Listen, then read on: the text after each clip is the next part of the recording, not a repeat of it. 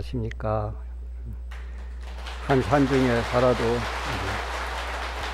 오늘에서 이렇게 뵙게 돼서 반갑습니다. 부탁을 받아서 하는 얘기인데, 이게 카메라가 여러 대 들어와 있죠? 겁나는, 제일 무서운 게 카메라 녹음기입니다.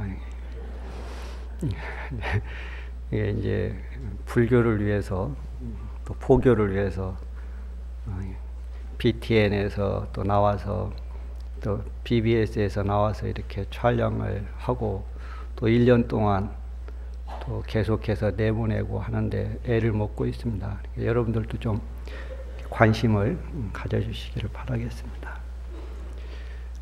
올해도 산중에 어른 스님들의 노고와 또 소임자 스님들의 수고로움으로 화엄살림이 시작이 되었습니다. 모두가 함께 화엄의 세계에서 함께 견성성불할 수 있도록 함께 노력하는 시간이 되었으면 합니다. 오후 현담 법회를 시작하도록 하겠습니다. 태방왕굴 화엄경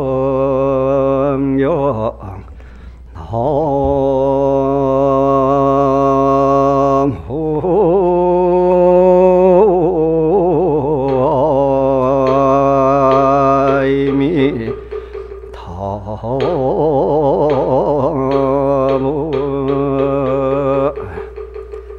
수하회 자조하야 신일념연기 오생이로다노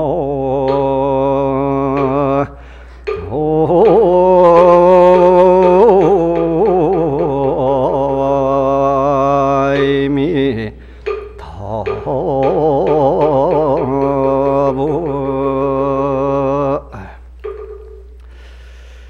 자, 올해 시작은 서산 스님의 성가귀감에서 말씀하신 내용입니다. 반드시 허회 자조에서, 허회라는 것은, 회는 갖고 있는 겁니다. 내가 갖고 있는 것을 비워서, 자조 스스로를 비추어서 신일념연기무생이다. 믿어야 된다. 뭘 믿어야 되느냐? 일념연기는 한 생각으로 이루어진 모든 세계는 무생, 생멸이 없다는 사실을 믿어야 된다라고 하신 것이 성가귀감에서 서산 스님이 화엄경을 말씀하신 내용이다, 이렇게 할 수가 있습니다. 그래서 앞으로 여러분들이 화엄살림을 통해서 허회를 할 줄 알아야 됩니다. 허회, 내가 갖고 있는 것을 비워내야 된다. 내가 갖고 있는 것을 비워내지 못하면은 그 어떤 것도 나를 새로운 나로 만들질 못한다. 내가 갖고 있는 것을 비워내면은 내 스스로를 내가 돌아보게 돼서 결과적으로 뭘 하느냐 그러면은 일념연기, 한 생각으로 이루어진 모든 세계는 무생, 생멸이 없다라고 하는 사실을 믿게 된다, 그 말입니다. 화엄에서 얘기하고 있는 세계가 그겁니다. 이 세상의 모든 것들은 생멸이 없다. 바로 부처님의 세계라고 하는 사실을 우리가 믿어야 된다, 그겁니다. 그래서 이제 오늘 이 현담이라고 하는 것은 요즘식으로 표현하면은 권두어, 그런 개념입니다. 화엄의 전체적인 것들을 총괄해서 말씀하신 것을 현담이다, 옛날 말로 그렇게 표현을 합니다. 그래서 오늘은 제가 시간 되는 대로 한 3가지를 말씀드리려고 합니다. 우리 이 화엄살림 법회가 화엄의 세계에 그렇게 되어 있죠. 화엄이 뭔가라고 하는 문제하고, 요즘 말로 화엄을 통해서 우리가 무엇인가 자기 변화를 만들어야 되는데, 요즘 말로 했을 때 화엄에서 나의 터닝 포인트가 뭔가, 요즘에는 하도 영어를 쓰니까 나도 쓰는 거예요. 과연 무엇이 중생으로부터 부처의 세계로 전환되는 그 출발점, 변화의 시점이 화엄에서는 뭘로 우리에게 제시하고 있는가? 내 혁신, 내 혁명, 그것들은 화엄에서 어떻게 이루어지고 있는가 하는 것들. 그 다음에 이제 시간이 되면은 이제 부처님과 나의 관계 속에서 우리는 나를 어떻게 규정할 것인가라고 하는 건데, 아마 끄트머리는 거의 못하지 싶고, 하여튼 시간 되는 대로 얘기를 하겠습니다. 이 꽃이라고 하는 것은 화엄에서 이제 10가지의 의미를 갖습니다. 비유로서 10가지의 의미를 갖는데, 첫째가 뭐냐, 그러니까 미묘하다 이렇게 표현합니다. 한문으로는 미묘하다. 이게 꽃을 턱 보면은 뭘 보게 되느냐, 그러면 야, 참 꽃 신기하다. 그게 미묘한 거예요. 참 모르겠다. 그냥 저 나무에서 저 꽃이 피는 것이 참 기가 막힌 일이다. 그거예요. 요즘에 동백꽃이 이제 피기 시작해가지고 내년 봄까지 계속 필 건데, 이 추운 겨울에 저렇게 아름다운 꽃을 피고 있는 동백은 어떻게 어디에서 저 꽃이 왔는가, 참 기가 막히다 그거예요. 그게 중생이 부처가 되는 것도 기가 막힌 거예요. 어떻게 중생 속에 저렇게 아름다움이 있을까? 첫 번째 꽃의 상징적 의미는 야, 말할 수 없이 기가 막히다 그거예요. 그냥 희한하잖아요. 우리가 그냥 무심코 꽃을 보지만은 그 꽃을 진짜 이렇게 눈여겨보면은 어떻게 저 나무에, 저 풀에서 저런 아름다운 모습을 우리에게 보여줄까? 참 기가 막힌 일이다 그 말이에요. 그러니까 우리는 불교를 통해서 이 기가 막힌 모습을, 전혀 아닌데 무언가 기가 막힌 모습들을 발견해야 되니까 그걸 꽃으로 상징한다라고 하는 겁니다.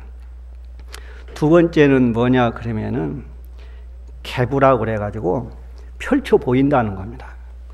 꽃은 우리에게 아름다움을 보이고 새로움을 보여주고 어떤 새로운 걸로 전환되는 것을 보여줍니다. 이게 꽃은 없는 데서 시작해서 자기의 아름다움을 최대한 보여주고 그 다음에 다른 모습으로 전환되는 모습을 보여줍니다. 그래서 꽃은 끊임없이 우리에게 펼쳐 보인다. 피지 않는 꽃은 아름다운 꽃이 아니죠. 꽃은 펴야 아름다운 거예요. 그러니까 꽃은 우리에게 우리의 삶의 아름다운 모습을 펼쳐 보인다. 그러니까 꽃을 보면서 나는 무엇을 보느냐? 나의 삶이 저렇게 아름답게 펼쳐질 수 있는 모습이 뭔가? 어떻게 해야만이 나는 꽃처럼 저렇게 아름다운 모습을 펼칠 수 있을까? 그것을 이제 꽃이 우리에게 상징해 주는 거다. 그래서 화엄이라고 할 때 꽃을 상징했다는 거예요. 그 다음에 세 번째는 뭐냐? 그러니까 단정하다. 단정하다. 꽃은 어떤 꽃이든지 간에 그 꽃의 본래의 모습 이외에 다른 어떠한 잡스러운 것도 갖고 있지 않다. 그거예요.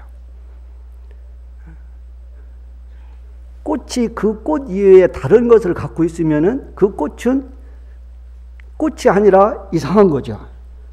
코스모스는 코스모스 그 모습 나름대로 그 모습 그대로를 갖고 있는 거예요. 그러면서 최고의 아름다움을 보여준다는 거예요.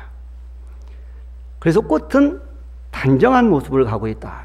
이게 너저부리하고 추한 모습이 어디에도 없다 그 말이에요. 그러니까 불교인들은 요즘 말로 하면은 생각과 삶이 요즘 애들 표현을 하면은 쌈박해야 되는 거예요. 요즘 말로 스마트해야 되는 거예요. 그게 꽃이 우리에게 보여주는 거라는 거예요. 꽃은 우리에게 항상 스마트한 모습을 보여준다는 거예요. 군더더기 없이 깨끗한 모습을 우리에게 보여준다. 그 다음에 이제 네 번째가 뭐냐 그러면은 꽃은 항상 향기를 갖고 있다 그 말이에요. 향기. 모든 꽃은 그 꽃 나름대로 항상 자기 향기를 갖고 있다. 그죠? 옛날 도인들이 이렇게 사물을 관찰하는데 아주 엄청난 관찰력을 갖고 있는 거예요. 우리가 생각할 수 없는. 모든 꽃에는 그 꽃이 가지고 있는 향기를 끊임없이 우리에게 펼쳐 보이고 있다. 나라고 하는 이 꽃은, 그죠? 내가 꽃인 거예요. 그죠? 꽃보다 할배. 그죠? 그러니까 내 이 모습 그대로가 꽃인 거예요. 그러면 나는 어떤 향기를 갖고 있냐? 나는 어떤 인간으로서 어떤 향기를 갖고 있냐? 저 꽃은 저 향기를 갖고 있는데 나는 어떤 향기를 갖고 있냐? 그 다음에 다섯 번째가 뭐냐? 그러니까 정결이라고 그래가지고 모든 사람들이 꽃을 보면은 기뻐한다 그 말이에요. 꽃을 보고 화내는 사람은 없죠.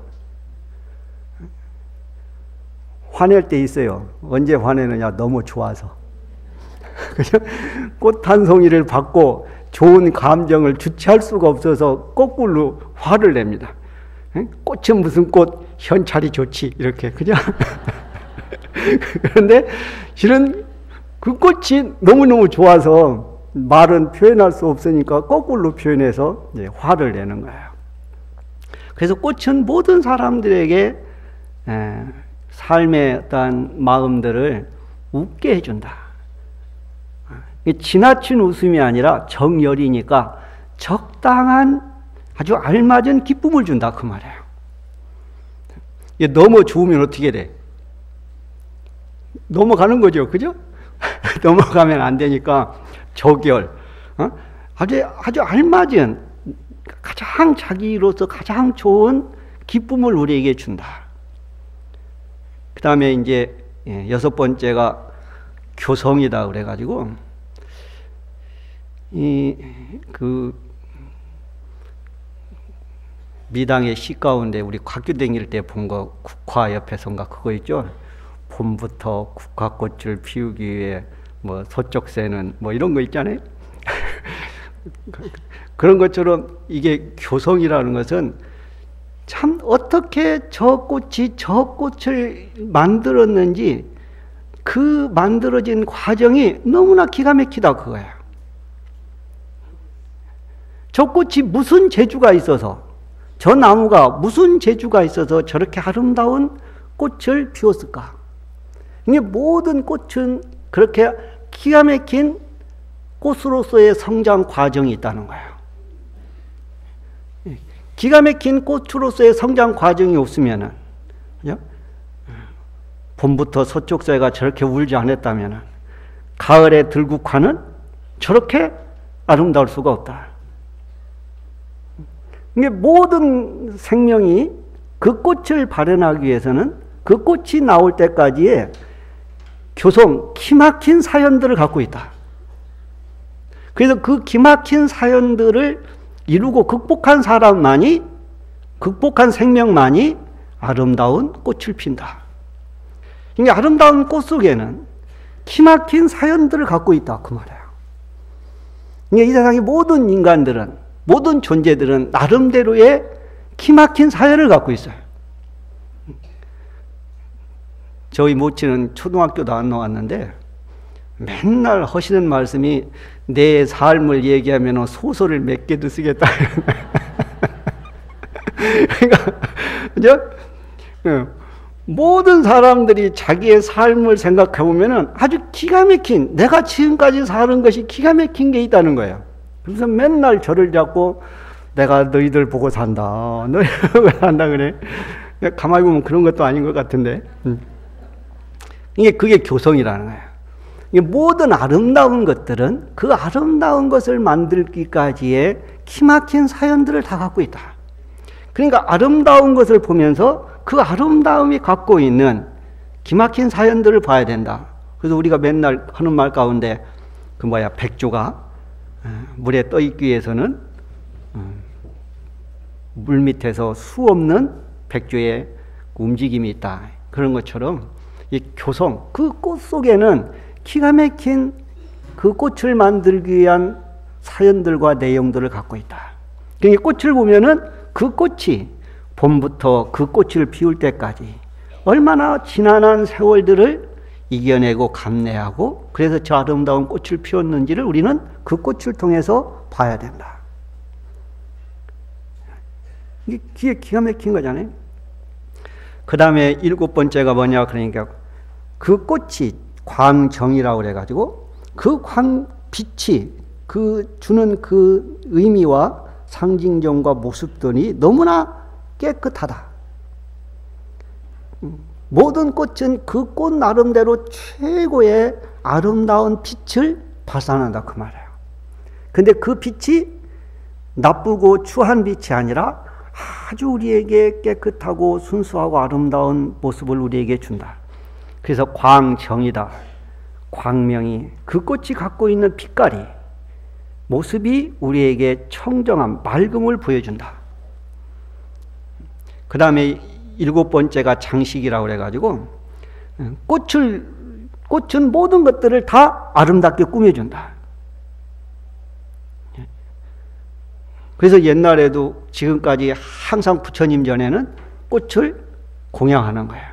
종교적인 상징으로 또는 장식으로 장엄으로 이렇게. 그래서 저는 꽃을 장엄하는데 이 동남아나 인도처럼 이렇게 아름답게 장엄하는 나라가 없어요. 우리는 꽃이 별로 없으니까 그렇게 하지 못하는데 저는 인도 성지순례를 하면서 봤던 것들이 그런 거예요. 보드가에 가면은 보드가야 탑 전체를 꽃을 이렇게 묶어가지고 꽃을 실로 꿰가지고 만이라고 하는데 그래가지고 온 탑을 휘휘 돌아서 꽃으로 장엄을 해요. 그래서 저도 언젠가는 한번 저 사리탑을 한번 여러분도 한번 누군가가 해봐. 가을에 국화로 국화꽃을 따서 사리탑을 다 한번 해봐요.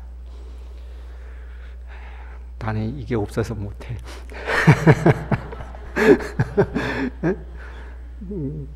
근데 왜 우리는 그게 안 할까? 익숙하지 않아서, 안 해봐서 하는 거예요. 그러니까 꽃은 우리에게 최고의 장식의 아름다움을 우리에게 준다. 그 다음에 이제 9번째는 뭐냐, 그러니까 인과라고 해가지고 결과를 만들어낸다. 꽃이 피면은 열매를 맺는다. 열매를 만들려면 반드시 아름다운 꽃이 있다. 그 다음에 10번째가 뭐냐 그러면은 불념. 더러운 것에 물들지 않는다. 그것이 꽃이에요. 그래서 이 꽃은 그래서 총괄적으로 무엇을 상징하냐 그러면은 보살의 바람일행을 상징해요. 그래서 육바람일 가운데 꽃을 만행화 그러는 거예요. 만행은 보살 바람일행을 전체적으로 표현할 때 만행 그러는 거예요. 그래서 보살로 표현할 때 꽃은 뭘로 어떤 보살로 표현하냐 그러면은 보현보살로 표현해요. 만행이니까 바람일행이니까.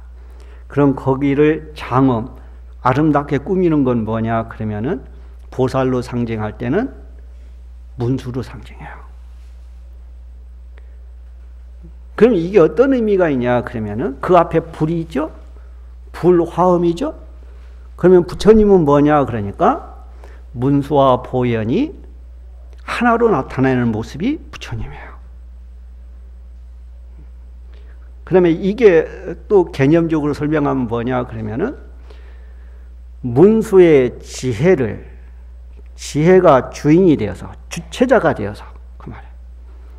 문수의 지혜가 주체가 되어서 뭘 하느냐 그러니까 만행, 보살의 만행을 실천해서 꽃이죠. 결과가 뭘 얻느냐 그러니까 공덕, 보살의 공덕을 내가 갖추어서 만행을 통해서 내가 얻는 것은 뭐냐 그러면은 보살의 공덕으로 장엄하니까 그 공덕의 장엄이 뭐냐 그러니까 화엄경에서 대방광 그 말이에요. 만행을 움직여서 지혜로 만행을 실천해서 뭘 아름답게 꾸미느냐? 대방광을 아름답게 꾸며서 장식해서. 그래서 이루어진 게 바로 뭐냐? 그랬을 때 그걸 부처님이다 그렇게 표현해요. 그러면 지금 내가 한 얘기가 뭐가 끝났냐 그러면은 화엄경의 제목이 끝난 거죠. 그 다음에 이제 또 여러 가지가 있지만은, 근데 여기서 중요한 게 뭐냐 그러면은 장엄이 문수의 지혜라고 그랬죠. 대지혜가 주인이 되어서 주체가 되어서 그랬죠. 그러니까 부처님으로서 대방광을 장엄해서 부처님이 되려고 그러면은 선결 조건이 뭐예요? 대지혜가 있어서 그 대지혜로 뭘 장엄해야 돼? 공덕을 움직여야 돼요. 이게 기본이에요. 이게 한국불교에서 아주 중요한 내용이에요.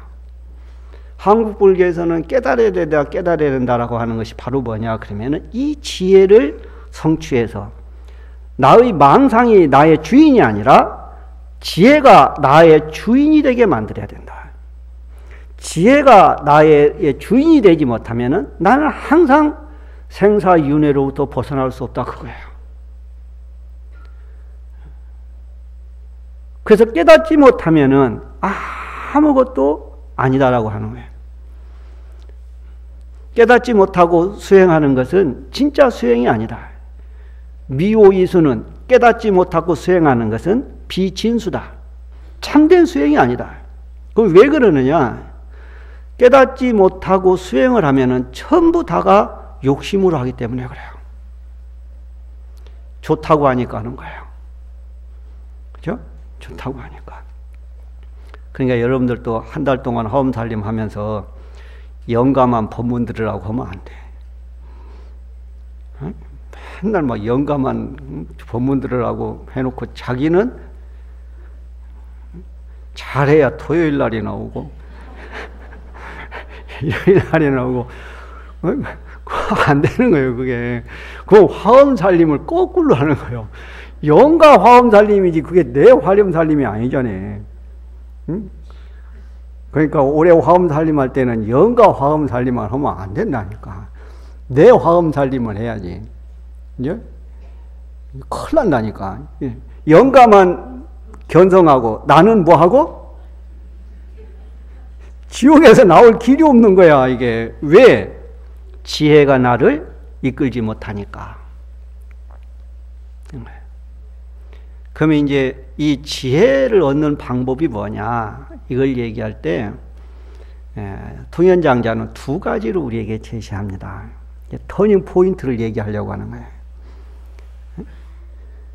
이게 화엄은 신만성불이라고 그래가지고 믿음으로 충만하면은 그 말이에요. 오직 믿음이 있으면은, 오롯한 믿음이 있으면 바로 그것이 뭐다? 성불이다 그렇게 표현해요. 이것을 그 경전에서 얘기할 때는 뭐냐 그러면 화엄경 60화엄에서는 초발심시 변정각 이렇게 표현하는 거고, 80화엄에서는 초발심시 즉득 안욕따라 삼맥삼볼 이렇게 표현하는 거예요. 그게 신만성불이에요.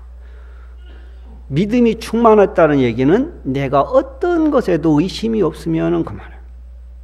생사에 의심이 없고, 지옥과 천당에 의심이 없고, 사바와 극락에 의심이 없고,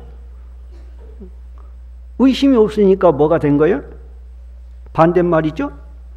믿음이 갖추어진 거예요. 그러면 내가 오롯한 믿음으로 있게 되면은 나에게는 어떠한 것도 나를 장애하지 못한다. 그래서 화엄에서는 무해차지하는 거예요. 뭘 안 하는 것이 아니라 하되 그 속에서 내가 자제한 거예요. 그럼 자제하기 위해서는 뭘 갖춰야 돼? 믿음이 있어야 돼. 그 믿음을 통한 깨달음이 있지 않으면 나는 항상 걸린다는 거예요. 저 보살이 뭐라고 하는 게 걸리고 저 스님이 뭐라고 하는 게 걸리고 맨날 전부 걸리는 거예요. 전부.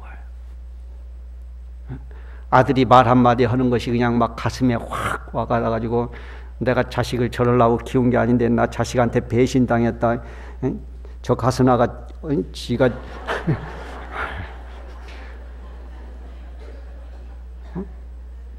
전부 걸리는 거예요. 전부 걸려요. 그래서 맨날 속에서 싸우는 거야. 그죠? 딸내미하고 싸우고, 아들하고 싸우고, 응? 서방님하고 싸우고, 시자 들린 사람들하고 싸우고, 내 싸우는 거야, 내 싸워. 그러니까 안 싸우는 방법을 화엄에서는 얘기하는 거예요. 그냥 안 싸우려면 어떻게 해야 되느냐. 그랬을 때 그걸 이제 발심이 되는 건데, 그 믿음을 갖는 데는 두 가지가 있다. 그렇게 얘기해요. 두 가지. 굉장히 중요한 얘기를 하려고 그러는 거예요. 나는 어떻게 하면 내가 믿음을 가질 수 있을까? 내가 어떻게 해야만이 부처님의 가르침을 믿을 수 있을까? 내가 지금까지 30 몇 년 동안 절에 살면서 내가 내 삶을 봤을 때 나는 부처님을 어떻게 믿었느냐? 내 마음에 드는 것만 믿었어요. 에? 내 마음에 들어가지고 경전을 보면 이 말씀은 맞아 이렇게 하면 믿어. 그리고 아우 이건 부처님이 약간 뻥 그러면 나는 이건 부처님 세계라고 하고 이게 중생이 전부 다가 자기 생각대로 자기 느낌대로 불교를 믿는다는 거예요. 법문 아무리 해봤자 소용없는 줄 알면서 저 해요. 왜? 전부 자기 듣고 싶은 얘기만 듣지 절대 다른 얘기 안 들어요. 백날 얘기해봤자 소용없어요. 그래도 해야 돼요. 그래도 해야 돼. 그래도 해야 되는데 그게 의무야. 의무인데 그러면 그 세계를 내가 극복할 수 있는 방법은 뭐냐 그랬을 때 첫 번째가 수신해라고 그래. 신해를 닦는다 이렇게 되는데 그 신해를 닦는다이 뭐냐 그러니까 내가 믿을 수 있는 일들을 계속해서 만들어가고 내가 이해할 수 있는 것들을 계속해서 만들어간다는 거야. 어떻게 하면 내가 믿지 못하는 것을 믿을 수 있을까라고 했을 때 그 믿지 못하는 것들, 믿을 수 있는 것들을 내가 반복하고 열심히 하는 것밖에 없다. 그 다음에 믿지 못하고 이해하지 못하는 것을 내가 이해하려고 노력하는 일밖에 없다는 거예요. 그게 신해를 닦는다. 그렇게. 신해를 닦는 것 가운데 대표적인 게 뭐냐? 우리가 하는 모든 것들이에요. 저는 이 가운데 가장 대표적인 것이 뭐냐 그러면은 경전을 공부하고 어록을 공부하는 거예요. 예, 공부가 안 되어 있는 상태에서 믿음이라고 하는 것은 수없는 오류를 만들 수가 있어요. 내가 불교를 믿을 때는 먼저 불교 공부부터 경전 공부부터 해야 된다는 거예요. 내가 믿어야 될 게 뭐고 내가 알아야 될 게 뭔지를 내가 먼저 배워야 된다는 거예요. 제가 보니까 전부 자기 쪼대로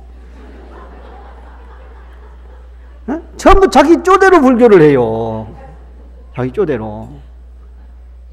부처님 말씀이라고 하는 게 아니고 내가 좋으면은 맞아 이러고 내 마음에 안 들으면은 덮어놓고.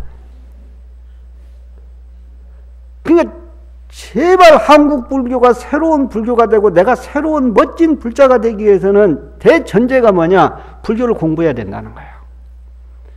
그래서 40년 이전에 통도사에서는 어른 스님들이 이 화엄법회를 만들어 놓은 거예요. 진짜 한국 불교에서 뭘 공부하고 뭘 해야 되는지를 너무나 안타까운 마음에서 한 거예요. 그래서 통도사에 다니는 사람들은 진짜 너무너무 고마워해야 돼요. 이런 법회가 40년 전부터 있었다는 사실. 그래서 화엄이라고 하는 말을 귀에 익숙하게 됐다라고 하는 사실. 그죠? 저는 통도사가 이 세상에서 가장 멋진 절이라고 생각해요. 멋진 이유가 뭐냐? 자장 스님 때문에 그래요. 자장 스님 나 때문이 아니고 자장 스님 때문에. 오늘날 시대에서 여러분들이 통도사는 요즘 말로 그러면은 철학이 있는 절이야. 그냥 된 게 아니고 어떤 철학이 있느냐? 세속적 가치에 내가 흔들리지 않는다는 철학을 우리에게 보여준 거야. 그게 자장승이 뭐냐? 나는 비록 3일을 살지언정 100년을 파괴하고 100년 살기를 원치 않는다. 어떤 세속적인 것도 나는 그 길을 가지 않겠다. 그 말이에요. 그게 불교가, 종교가 이 세상을 맑게 하고 아름답게 할 수 있는 이유예요. 종교가 역사적으로 어느 경우에도 결과적으로 세속적인 것과 함께해서 성공해 본 적이 없습니다. 자장스님은 왕이 명령해도 나는 죽을지언정 이 가치를 지키겠다 그랬어요. 출가와 수행의 가치를 지키겠다. 이 얼마나 아름다운 철학이 있는 절이냐고. 그 철학이 있는 절을 우리는 1300년, 1400년 동안 갖추고 있는 거예요. 통도사가 1400년의 역사를 가질 수 있는 이유는 자장스님의 이 철학이 있었기 때문에. 멋지죠? 그리고 이 철학을 계승할 수 있는 수없는 통도사의 아름다운 선지식들이 있었기 때문에. 그래서 우리는 지금도 화엄을 공부할 수 있고 화엄의 법문을 들을 수 있다는 거야. 이 세상에 가장 아름다운 복 가운데 어떤 복이 가장 아름답다고 그랬냐면은 선지식을 만나는 거라고 그랬어요. 스승을 만나는 것. 그래서 저는 요즘에도 수없는 사람들에게 좀 머리 깎고 스님이 되라. 인간들이 안 해. 이 머리 깎고 스님 되는 게 얼마나 멋진 건지를 몰라. 그죠? 스님이 얼마나 멋지냐 그러면은 전 세계에서 패션 가운데 빈티지 스타일이 가장 어울리는 게 스님이야. 어? 이런 패션을 가진 사람들이 어디 있냐고. 스님은요 가장 어울리는 게 누더기야. 이런 패션 감각을 갖고 있다고. 그 다음에 헤어스타일 가운데 가장 쌈박한 스킨헤드를 갖고 있어. 그 다음에 나는 지금 우리 친구들이 가장 부러워하는 게 저야. 우리 친구들은요, 가만보면요, 지금 전부 다 쫓겨나는. 그래가지고 앞으로 마누라 눈치를 어찌 보고 살까? 이런 걱정을. 내 친구들이 전부 나한테 와서 걱정하는 게 그거예요. 아이고, 스님 나 어찌하지? 근데 이 삶은요, 나이가 먹을수록 갑이 나간다니까. 정년 퇴직이 없어. 정년 퇴직이. 그런데 요즘에 젊은 사람들이 그걸 몰라. 그걸 몰라. 그지? 거지가 얼마나 아름다운 거라는 걸. 거지가. 수행자가 거지 중에 대장이거든요. 거지 중에 대장이. 그래서 걸사. 그러잖아요. 걸사. 거렁뱅이 선비. 거렁뱅이 가운데 과가 선비다 그 말이에요. 야, 그죠? 시간이 다 가네 또. 그러니까 그 다음에 뭐냐 그러니까 내가 체험해야 발심한다는 거예요. 내가 체험해야. 근데 체험하려고 그러면 뭐냐 그러면 아까 얘기했죠. 허회. 내가 갖고 있는 걸 비워놔야 돼. 그러니까 이걸 하려고 그러면 뭘 해야 되냐 그러면 체험하려고 그러면은 내가 안 하던 것을 해야 돼요, 여러분들. 맨날 하던 것은 타성이 젖어서 안 되는 거야.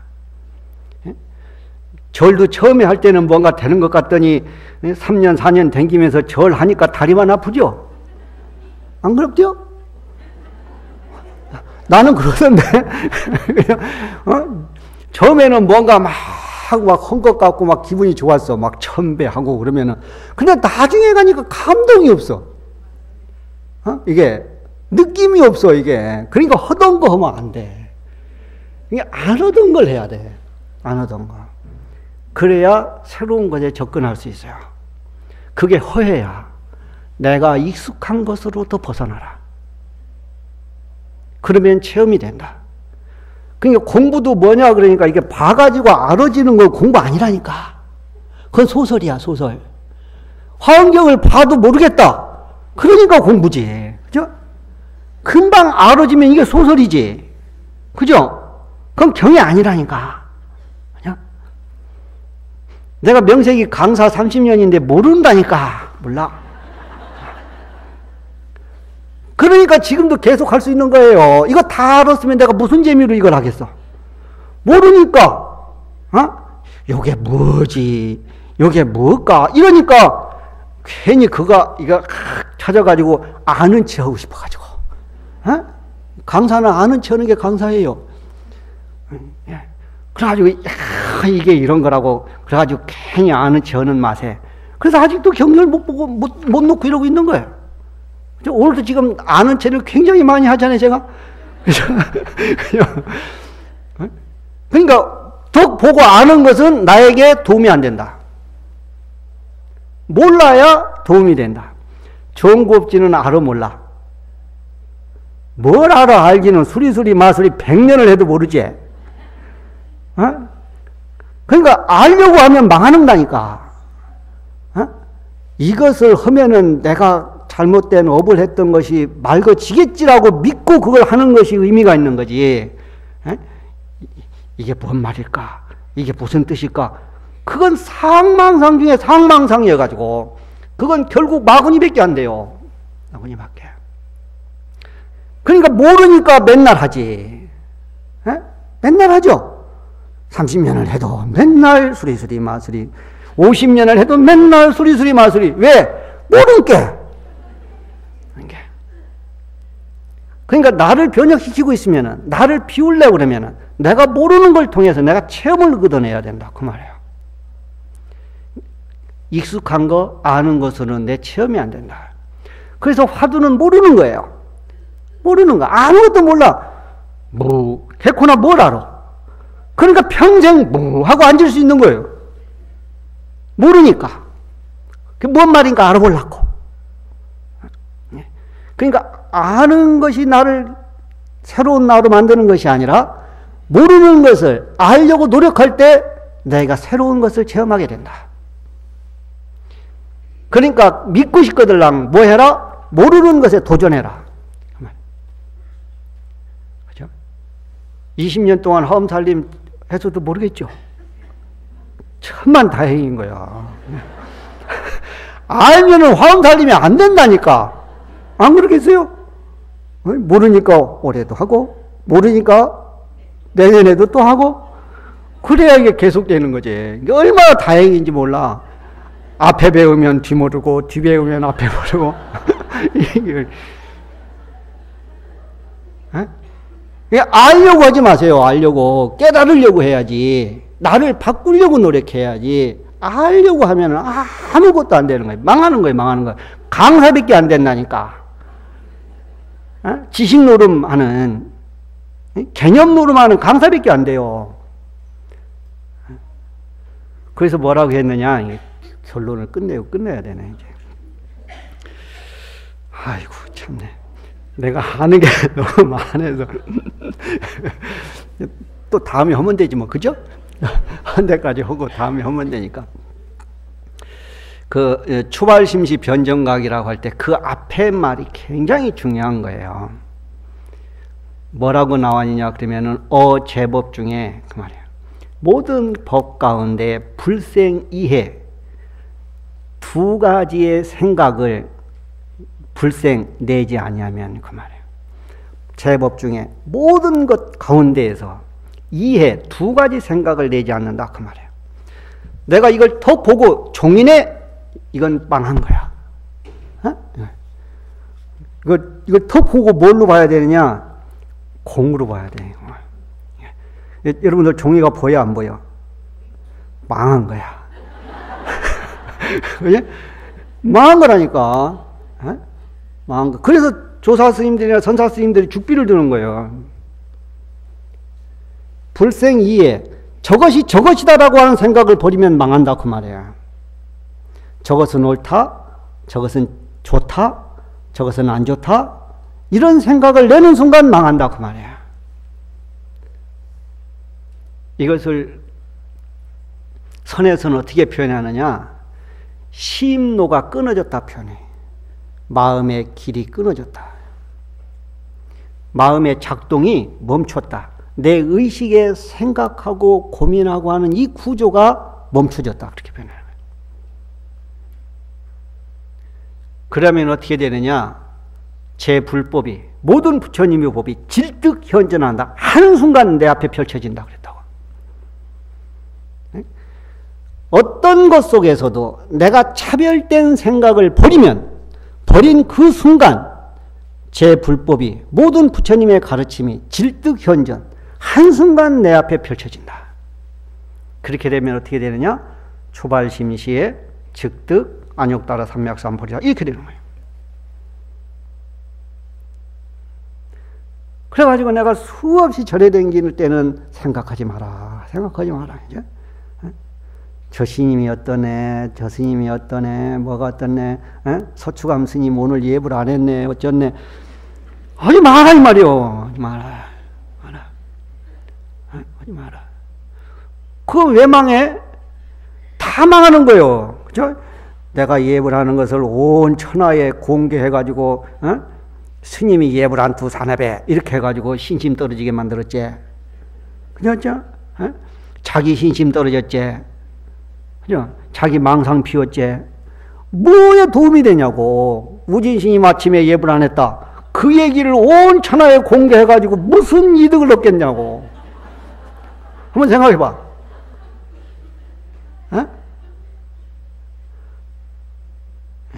그러니까 절에 댕기면서는 분별하면은 우리 모두가 망하는 거예요. 오직 그러니까 분별이 생각이 일어나면 뭐 생각해야 돼? 오늘 또 망했네. 오늘 뭐가 눈에 걸리면은 내 눈이 오늘 또 망했네. 이놈의 눈에 두르고, 눈에 밟히고, 귀에 밟히고, 입에 밟히고, 이 모든 것이 밟히는 것이 결국 뭐냐? 나의 족쇄예요. 나이 먹은 사람들이 항상 하는 말씀이 있어요. 너도 나이 먹어봐라. 따지고 시비할 게 아무것도 없어진다 그래. 할매 그런겨? 너도 나이 먹어보래. 옳거니 그렇거니 잘됐느니 못됐느니 할 게 아무것도 없어진대. 그럼 뭐가 있습니까? 그랬더니 그러려니 저기 아직 힘이 있구나. 저래가지고 언제 도 닦겠노. 그냥 그렇다는 거야. 시비가 없어진대, 나이 먹으면.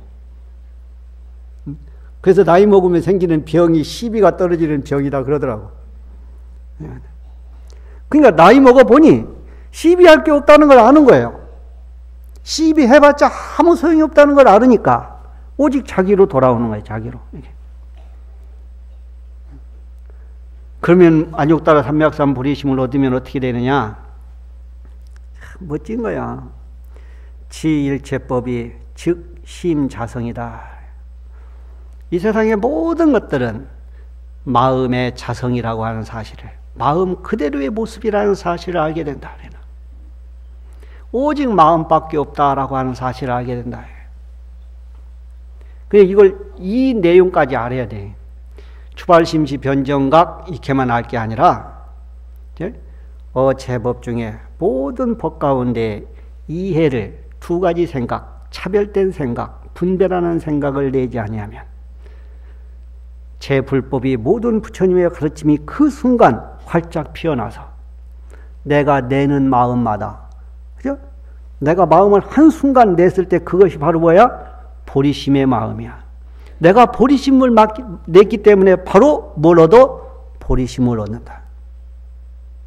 내가 분별하지 않고 오롯한 마음으로, 초발심에 대한 설명이 있어야 되는데 시간 관계상 그건 할 수가 없으니까 오직 내 속에서 나오는 마음들은 이해가 끊어졌기 때문에 오직 보리의 마음밖에 나오질 않고 오직 보리의 마음을 냈기 때문에 결과는 즉득 안욕보리, 바로 안욕따라 삼맥삼 보리를 얻어서, 안욕따라 삼맥삼 보리를 얻은 사람은 어떤 눈을 갖게 되고 어떤 삶을 맞이하게 되느냐?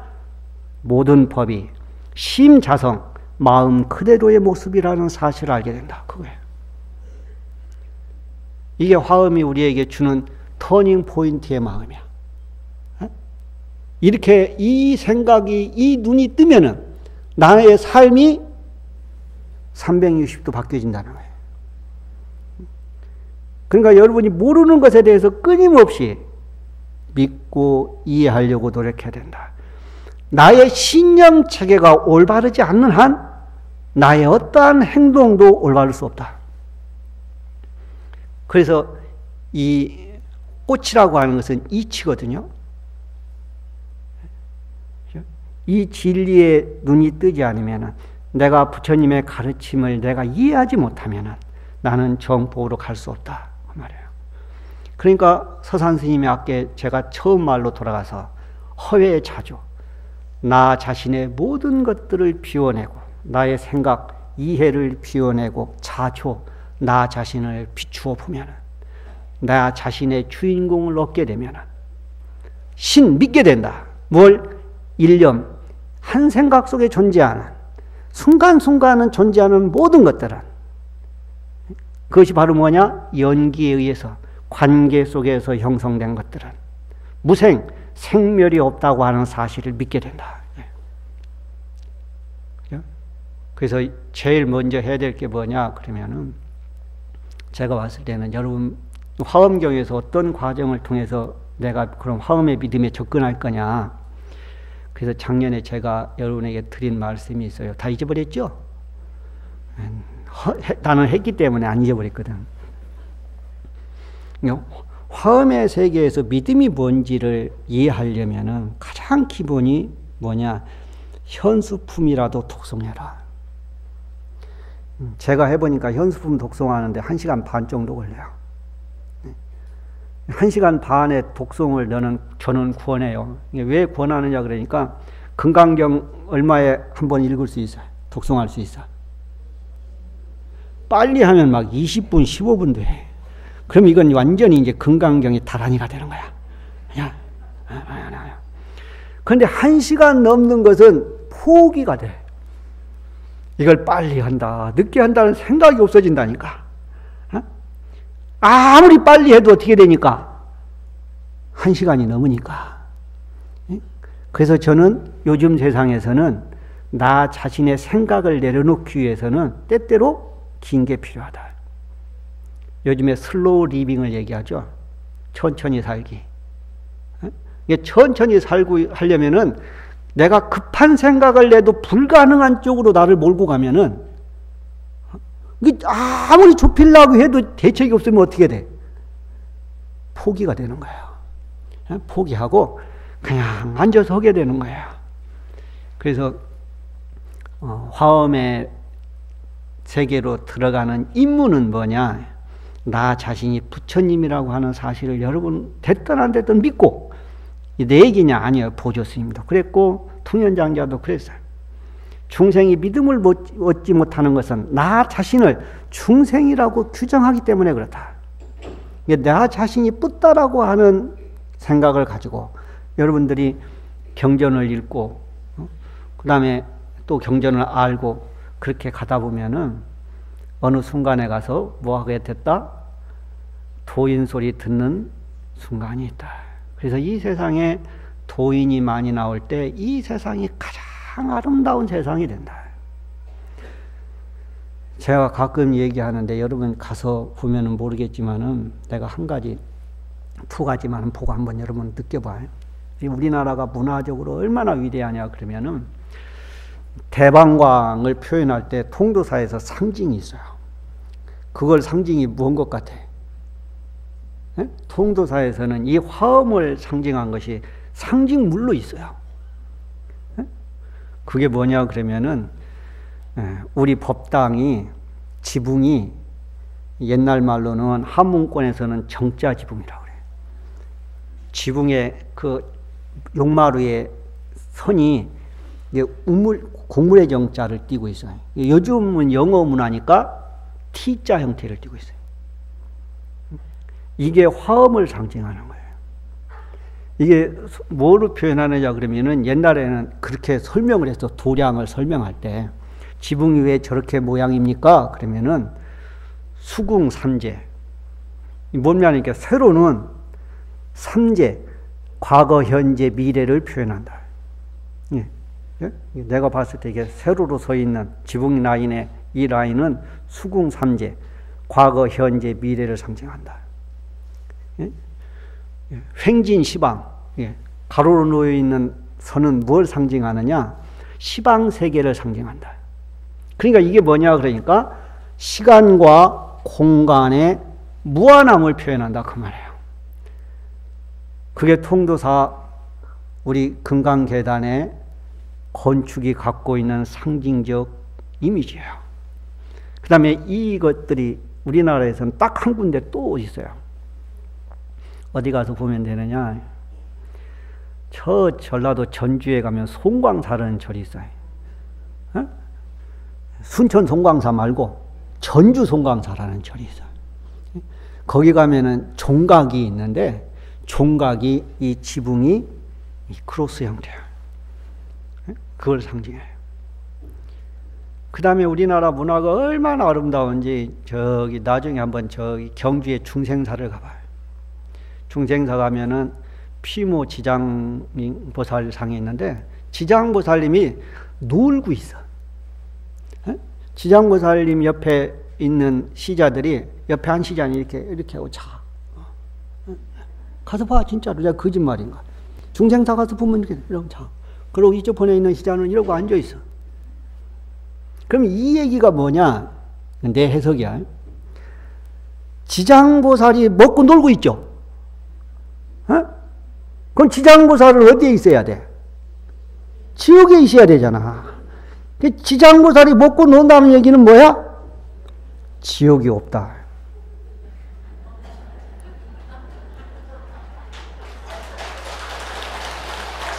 어? 우리나라에는 지옥이 없어. 그래서 지장보살이 맨날 이러고 있어.